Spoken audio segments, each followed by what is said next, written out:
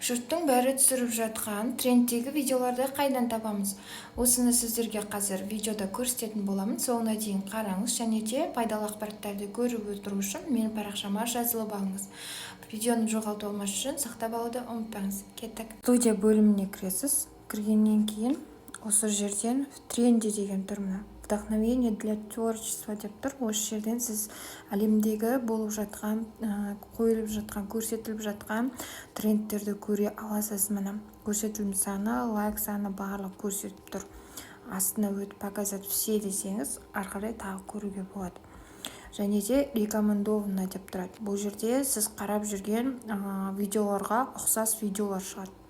Мысалы, сіз TikTok эксперттерін көріп жүрсеңіз, сол жерден сізге примерно соған ұқсас видеолар шығатын болады. Одан кейін мына жерде показать все десеңіз, ары қарай тағы да көруге болады. Төменнен қарап.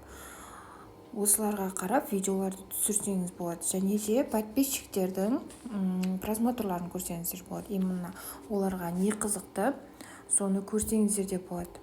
Осылай көріп шықсаңыздар, сіздерге пайдалы ақпараттар, өте идеялар көп келетін болады. Пайдаланып көріңіздер, пайдаларыңызға жарасын.